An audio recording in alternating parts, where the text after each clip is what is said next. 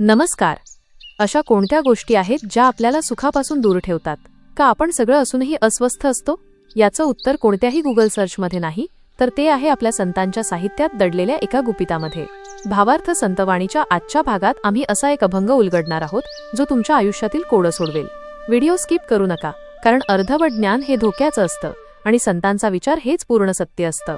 आज आपण अशा जगात जगतोय जिथे सगळं काही परफेक्ट दिसतंय, पण तरीही मनात समाधान नाहीये. आपण ज्या सुखाच्या मागे धावतोय ते नक्की खरं आहे की एक भास? 500 वर्षांपूर्वी संत नरहरी सोनार यांनी एका छोट्या अभंगातून मानवी जीवनाचं असं सत्य सांगितलं होतं, जे आजच्या सोशल मीडिया आणि दिखाव्याच्या जगात 100% लागू होतं. हा व्हिडिओ शेवटपर्यंत नक्की पहा, कारण यात लपलंय तुमच्या प्रत्येक प्रश्नाचं उत्तर आणि मनाच्या शांतीचा मार्ग. आजच्या धावपळीच्या आणि भौतिक जगामध्ये गुरफटलेल्या मानवासाठी हा अभंग एका आरशासारखा आहे. आजचा माणूस पैसा, प्रसिद्धी आणि वस्तूंच्या मागे धावत आहे. हा अभंग आपल्याला शाश्वत, कायम टिकणारे आणि अशाश्वत, नष्ट होणारे यातील फरक सांगतो.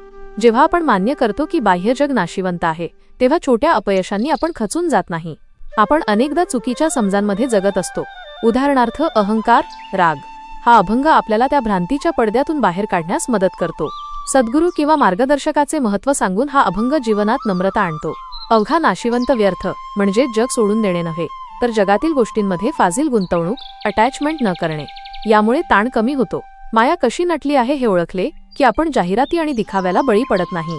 ज्याप्रमाणे नरहरी सोनार हृदयात नाम जपतात, तसे आपणही रोजच्या कामात सद्गुणांचा जप केला तर चारित्र्य सुधारते. जे दिसते ते संपणार आहे, त्यामुळे त्याचा अतिमोह टाळा. गोंधळलेल्या अवस्थेत भ्रांतीमध्ये सद्गुरू किंवा योग्य विचारांचे महत्त्व अनन्यसाधारण आहे. आंतरिक शांतीसाठी नामासारखे दुसरे अमृत नाही. प्रत्येक चरणांचा भावार्थ खालीलप्रमाणे. पहिला चरण, पहा दिसतो पदार्थ. अवघा नाशिवंत व्यर्थ. भावार्थ. या चरणात संत नरहरी सोनार मानवी दृष्टीसमोर असलेल्या दृश्य जगाचे वास्तव मांडतात. आपल्याला डोळ्यांनी जे काही दिसते, मग ते धनदौलत असो, शरीर असो किंवा भौतिक वस्तू, त्या सर्व शिवंत म्हणजेच नाश पावणाऱ्या आहेत. जे निर्माण झाले आहे त्याचा अंत निश्चित आहे. म्हणूनच अशा नश्वर गोष्टींमध्ये गुंतून राहणे व्यर्थ आहे, कारण त्या आपल्याला शाश्वत सुख देऊ शकत नाहीत. सामाजिक संदर्भ. संतांना समाजाला हे सांगायचे होते की बाह्य श्रीमंती, सत्ता आणि वस्तूंची हाव ही मानवी दुःखाचे मूळ आहे. ज्या काळात संपत्तीसाठी युद्धे आणि घराघरात वाद होत होते, त्या काळी संतांनी नश्वरतेचा हा धडा दिला. आजच्या डिजिटल युगातील प्रासंगिकता. आजच्या इन्स्टंट काळात आपण वस्तूंच्या खरेदीतून आनंद शोधतो आहोत. कन्झ्युमरिझम. दिसणाऱ्या जगालाच आपण सत्य मानतो आहोत. वास्तविक उदाहरणे. इंस्टाग्रामवरील महागड्या गाड्या, ब्रँडेड कपडे आणि फिल्टर्ड आयुष्य पाहून तरुण पिढीमध्ये न्यूनगंड निर्माण होतो. मात्र हे सर्व दिसणारे पदार्थ क्षणभंगूर आहेत. अनेकदा ही श्रीमंती केवळ कर्जावर किंवा दिखाव्यासाठी असते. नाशिवंत. दर 6 महिन्यांनी नवीन मोबाईल घेण्याची स्पर्धा.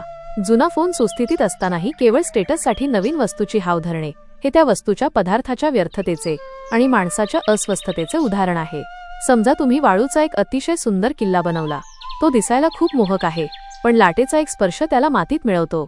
तसेच आपले आयुष्य आणि भौतिक सुखे आहेत. आपण आयुष्यभर ज्या गाड्या, बंगले किंवा पदव्या कमावण्यासाठी धडपडतो, त्या काळाच्या ओघात नष्ट होतात. या नश्वरतेची जाणीव असणे म्हणजेच या चरणाचा गाभा आहे. दुसरा चरण, माया बहुरूपी नटली, नवखंडी प्रगटली. भावार्थ. माया म्हणजे ईश्वराची ती शक्ती जी सत्यावर पडदा टाकते. ही माया बहुरूपी आहे, म्हणजे ती एका रूपात येत नाही. ती कधी प्रेमाच्या रूपात येते, कधी मोहाच्या, तर कधी अहंकाराच्या रूपात. नवखंडी म्हणजे पृथ्वीच्या 9 खंडात सर्वत्र ही माया पसरलेली आहे. या सृष्टीच्या कणाकणात ही माया विविध वेश धारण करून वावरत आहे, ज्यामुळे माणूस मूळ सत्याला विसरतो. सामाजिक संदर्भ. माया म्हणजे केवळ संपत्ती नव्हे, तर सत्याला झाकून टाकणारे खोटे आवरण. समाजात पसरलेल्या अंधश्रद्धा, कर्मकांड आणि जातीभेदाच्या भिंती म्हणजे मायेची बहुरूपी रूपे होती, ज्याने माणसाला माणसापासून तोडले होते. आजच्या डिजिटल युगातील प्रासंगिकता. डिजिटल जगात ही माया अल्गोरिदम आणि फेक न्यूजच्या रूपात नटलेली आहे. आपल्याला जे दिसते तेच खरे वाटावे, अशा पद्धतीने माहिती आपल्यासमोर मांडली जाते. वास्तविक उदाहरणे. व्हॉट्सअप युनिव्हर्सिटीच्या माध्यमातून पसरणाऱ्या चुकीच्या माहितीमुळे समाजात दंगली किंवा द्वेष निर्माण होतो. ही बहुरूपी माया सत्याचा गळा घोटते. अनेक इन्फ्लुएन्सर्स आनंदी असण्याचे सोंग घेतात, मात्र पडद्यामागे ते नैराश्यात असतात. त्यांचे ते नटलेले रूप पाहून सामान्य माणूस स्वतःच्या आयुष्याला कमी लेखू लागतो. एखाद्या नाटकात एकच नट जसा कधी राजा, कधी भिकारी, तर कधी शत्रू बनून येतो, तशी ही माया आहे. सोशल मीडियाचे उदाहरण घ्या. तिथे दिसणारे झगमगाटी आयुष्य, फिल्टर्ड लाईफ, ही एक आधुनिक मायाच आहे. ती आपल्याला इतकी खरी वाटते की आपण आपल्याकडे जे आहे त्याचा आनंद विसरून त्या आभासी जगाच्या मागे धावू लागतो. तिसरा चरण, प्रपंच हे मायाजाळ, घातले भ्रांतीचे पडळ. भावार्थ, संसार किंवा प्रपंच म्हणजे केवळ कौटुंबिक जबाबदाऱ्या नव्हे, तर माझे तुझे ही भावना. संत म्हणतात की हा प्रपंच म्हणजे एक प्रकारचे जाळे आहे. जसा मासा जाळ्यात अडकला की त्याला बाहेरचे जग दिसत नाही, तसे आपण या प्रपंचात अडकलो आहोत. आपल्या बुद्धीवर भ्रांतीचे भ्रमाचे पडळ आले आहे. मी कोण आहे हे विसरून आपण मी शरीर आहे किंवा मी या मालमत्तेचा मालक आहे या भ्रमात जगतो. सामाजिक संदर्भ, माणूस स्वतःच्या कुटुंब, जात आणि मर्यादित गरजांमध्ये इतका गुंतून जातो की त्याला जगाचे व्यापक कल्याण दिसत नाही. हे भ्रांतीचे पडळ म्हणजेच स्वतःच्या पलीकडे पाहण्याची असमर्थता होय. आजच्या डिजिटल युगातील प्रासंगिकता, डिजिटल युगात इको चेंबर निर्माण झाले आहेत. आपल्याला जे आवडते तेच इंटरनेट आपल्याला दाखवते, ज्यामुळे आपण एका वैचारिक जाळ्यात, फिल्टर बबल अडकतो. वास्तविक उदाहरणे, एखाद्या व्यक्तीबद्दल पूर्वग्रह ठेवून भ्रांती तिला सोशल मीडियावर त्रास देणे. आपण एका विशिष्ट विचारसरणीच्या जाळ्यात अडकल्यामुळे दुसऱ्याची बाजू समजून घेण्याची क्षमता गमावतो. तासनतास रील्स पाहण्यात घालवणे. आपले वास्तव आयुष्य, कर्तव्ये आणि आरोग्य यांच्याकडे दुर्लक्ष करून आपण आभासी जगाच्या मायाजाळात अडकलो आहोत हे विसरतो. वाळवंटात दिसणारे मृगजळ जसे हरणाला पाण्याचा भास निर्माण करून त्याला थकवते, तसेच आपण संसारातील सुखाला अंतिम मानून त्यामागे धावतो. जेव्हा मृत्यू जवळ येतो किंवा मोठे संकट येते, तेव्हाच आपल्याला कळते की आपण एका भ्रमाच्या जाळ्यात अडकलो होतो. चौथा चरण, उमज पडेना हो काही, मस्तक सद्गुरूचे पायी. भावार्थ, जेव्हा मनुष्याला या मायेच्या खेळाची जाणीव होते, तेव्हा तो गोंधळून जातो. त्याला स्वतःच्या बुद्धीने यातून बाहेर पडण्याचा मार्ग सापडत नाही. उमज पडेना म्हणजे आपली बुद्धी जिथे संपते तिथे शरणागती सुरू होते. अशा वेळी स्वतःचा अहंकार बाजूला सारून, बुद्धीचा ताठा सोडून जेव्हा आपण सद्गुरूंच्या चरणी लीन होतो, तेव्हाच ज्ञानाचा प्रकाश मिळतो. ही शरणागतीच मुक्तीची पहिली पायरी आहे. सामाजिक संदर्भ, जेव्हा माणूस गोंधळतो, कन्फ्युजन, तेव्हा त्याला मार्गदर्शकाची गरज असते. त्या काळी संतांनी समाजाला सांगितले की अहंकाराचा त्याग करून ज्ञानी व्यक्तीसमोर नतमस्तक व्हा, तरच सत्याची जाणीव होईल. आजच्या डिजिटल युगातील प्रासंगिकता, माहितीचा स्फोट, इन्फॉर्मेशन ओव्हरलोड झाला आहे, पण ज्ञानाचा दुष्काळ आहे. अशा वेळी काय खरे आणि काय खोटे हे ठरवण्यासाठी आपल्याला नैतिक मूल्यांच्या मार्गदर्शकाची, सद्गुरू तत्वाची गरज आहे. वास्तविक उदाहरणे, स्टार्टअप क्षेत्रात किंवा करिअरमध्ये जेव्हा तरुण अपयशी ठरतात, तेव्हा केवळ गुगल सर्च कामाला येत नाही. तिथे अनुभवाच्या सद्गुरूची किंवा मार्गदर्शकाची गरज भासते, जो त्यांना जमिनीवर आणून योग्य दिशा दाखवतो. माहितीच्या महापुरात विवेक, क्रिटिकल थिंकिंग जागृत ठेवणे म्हणजे सद्गुरूच्या चरणी जाणे होय. माहितीवर आंधळा विश्वास न ठेवता ती पडताळून पाहण्याची नम्रता बाळगणे. एखाद्या घनदाट जंगलात रस्ता चुकलेला माणूस कितीही धावला तरी तो बाहेर पडू शकत नाही, पण जर त्याला तिथे एखादा वाटाड्या गाईड भेटला तर तो सुरक्षित बाहेर पडतो. सद्गुरू हे त्या वाटाड्यासारखे आहेत. स्वतःचे डोकं न चालवता त्यांच्या मार्गदर्शनावर विश्वास ठेवणे म्हणजेच मस्तक पायी ठेवणे होय. पाचवा चरण, सद्गुरुनाम हे अमृत, नरहरी जपे हृदयांत. भावार्थ, शेवटच्या चरणात संत नरहरी उपायावर येतात. मायेच्या या विषारी जाळ्यातून बाहेर पडण्यासाठी सद्गुरुनाम हे अमृतासारखे आहे. अमृत जसे अमर करते, तसे नामाचे चिंतन माणसाला जन्ममरणाच्या फेऱ्यातून मुक्त करते. हे नाम केवळ ओठांवर नसावे, तर ते हृदयांत असावे, म्हणजे ते इतके खोलवर रुजले पाहिजे की श्वासाश्वासात ईश्वराची जाणीव राहावी.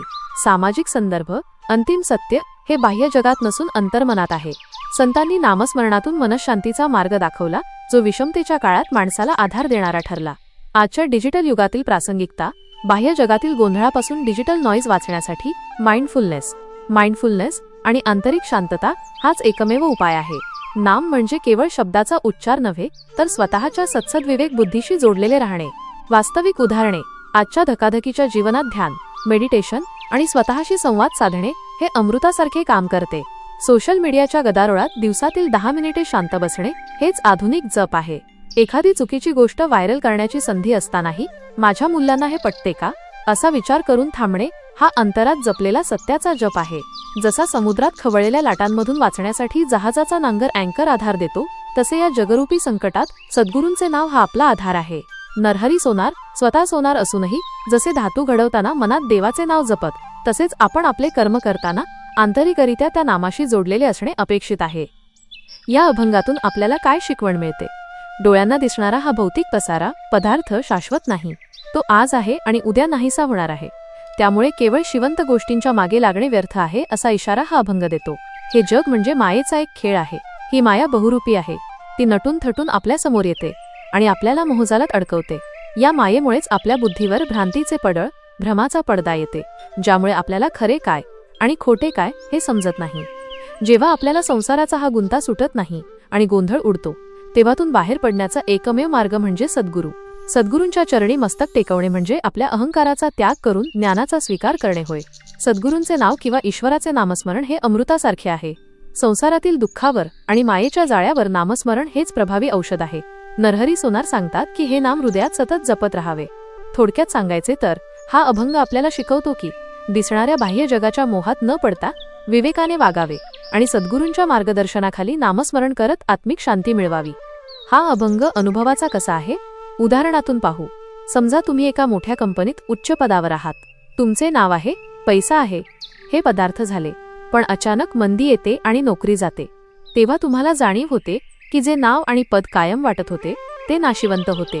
त्या काळात आलेले नैराश्य म्हणजे भ्रांतीचे पडळ. पण जेव्हा तुम्ही एखाद्या अनुभवी व्यक्तीचा सद्गुरू सल्ला घेता आणि शांत मनाने विचार करता की मी म्हणजे माझी नोकरी नाही, तेव्हा तुम्हाला मिळणारी शांती म्हणजे सद्गुरूंचे अमृत होय. जेव्हा आपण चित्रपटगृहात जातो तेव्हा पडद्यावर आपल्याला डोंगर, नद्या, महाल आणि माणसे दिसतात. ते पाहताना अगदी खरे वाटतात, पण प्रत्यक्षात ते फक्त प्रकाशाचे खेळ असतात. चित्रपट संपला की ते सर्व अदृश्य होते. तसेच हे जग डोळ्यांना दिसते, पण ते कायम टिकणारे नाही. ते शेवटी नाशिवंत आहे. जसा एकाच पडद्यावर अभिनेता कधी राजा बनतो, कधी भिकारी, तर कधी सैनिक, तीच माया आहे. ती 9 खंडात संपूर्ण पृथ्वीवर नानाविध रूपे घेऊन नटलेली आहे. आपल्याला वाटतं की हे सर्व वेगळे आहेत, पण त्या सर्वांमागे मूळ तत्व एकच असते. चित्रपट पाहताना आपण इतके गुंग होतो की पडद्यावरचा नायक रडला की आपल्याला रडू येते आणि तो हसला की आपण हसतो. आपण विसरतो की हे फक्त जाळ भ्रम आहे. संसारातील सुखादुःखात अडकणे म्हणजे डोळ्यांवर भ्रांतीचे पडळ, मोहाचा पडदा येणे होय. जेव्हा चित्रपट इतका गुंतागुंतीचा होतो की आपल्याला सत्य काय आणि आभास काय हे कळेनासे होते, तेव्हा आपण गोंधळून जातो. अशा वेळी जो आपल्याला सांगतो की अरे हे सत्य नाही, तू फक्त पडद्यावरचा प्रकाश पाहतोयस, तो म्हणजे सद्गुरू. म्हणून गोंधळलेल्या स्थितीत नरहरी महाराज आपले मस्तक सद्गुरूंच्या चरणी टेकवतात. चित्रपट संपल्यावरही जे कायम उरते ते म्हणजे प्रकाश आणि सत्य. या संसाराच्या खेळात सद्गुरूंचे नाव हे अमृतासारखे आहे, जे आपल्याला या मायेच्या जाळ्यातून बाहेर काढते. नरहरी महाराज हेच नाव आपल्या हृदयात सतत जपतात, जेणेकरून ते कधीही भ्रमात पडणार नाहीत. हे जग म्हणजे एक मोठा चित्रपट आहे. माया म्हणजे त्यातील कलाकार आहेत आणि सद्गुरू म्हणजे तो दिग्दर्शक, जो आपल्याला सत्याची ओळख करून देतो. आजच्या म्हणजेच सध्याच्या काळातील नवीन पिढीसाठी अभंगाचा संदेश. प्रिय मित्रांनो, आज आपण ज्या जगात जगतोय तिथे दिसण्याला एस्थेटिक्स खूप महत्त्व आहे. इंस्टाग्रामचे फिल्टर्स, महागडे ब्रँड्स आणि व्हर्च्युअल व्हॅलिडेशन, लाईक्स, कॉमेंट्स यालाच आपण सत्य मानतोय. पण नरहरी महाराज म्हणतात की हा सर्व नाशिवंत डेटा आहे. सर्व्हर डाऊन झाला की जसे काही उरत नाही तसंच हे बाह्य जग आहे. आपण प्रत्येक ट्रेंडच्या मागे धावतोय, हेच ते मायेचे जाळे आहे, जे आपल्याला स्वतःच्या मूळ आनंदापासून दूर नेतंय. आपण इतके माहितीच्या भडीमारात आहोत की आपल्याला नक्की काय हवंय हेच उमजेनासं झालंय. तुमच्या आयुष्यात असा कुणीतरी हवा, तो तुमचा गुरु, आई वडील किंवा एखादा चांगला विचार असू शकतो, जो तुम्हाला स्क्रीनच्या पलीकडे बघायला शिकवेल. बाहेरचा गोंधळ थांबवण्यासाठी स्वतःच्या आत डोकावणे, स्वतःवर प्रेम करणे आणि सत्याची कास धरणे हेच आजच्या काळातील अमृत आहे. थोडक्यात काय तर जग अनुभवा, पण त्यात हरवून जाऊ नका. तुमची खरी व्हॅल्यू ही तुमच्या बँक बॅलन्सवर नाही, तर तुमच्या पीस ऑफ माइंडवर ठरते. तुमच्यासाठी आजची कृती हा अभंग आपल्याला संसार सोडा असे सांगत नाही, तर संसारात राहून असक्त होऊ नका हा संदेश देतो. जग नश्वर आहे हे मान्य केले की दुःख कमी होते आणि सद्गुरूंच्या मार्गदर्शनाखाली नामस्मरण केले की जगण्याला अर्थ प्राप्त होतो. आज दिवसभरात जेव्हा कधी तुम्हाला खूप ताण येईल किंवा राग येईल, तेव्हा फक्त 2 मिनिटे डोळे मिटा आणि हे सर्व तात्पुरते आहे हा विचार करून तुमच्या आराध्य देवाचे किंवा सद्गुरूंचे नाव शांतपणे घ्या. पहा, मनावरचे भ्रांतीचे पडळ कसे दूर होते. धन्यवाद. संतांचे शब्द म्हणजे काळजाला पडलेली साद आहे. संसाराच्या दगदगीत मनाला शांती देणारे हे अभंग म्हणजे साक्षात पांडुरंगाचे रूपच. भावार्थ संतवाणीच्या माध्यमातून या भक्तिरसाचा आस्वाद आपण एकत्र घेऊया. तुमचा प्रतिसाद हीच माझी ऊर्जा आहे. कमेंटमध्ये जय हरी विठ्ठल नक्की लिहा. पुंडलिक वरदा हरी विठ्ठल. श्री ज्ञानदेव तुकाराम. पंढरीनाथ महाराज की जय.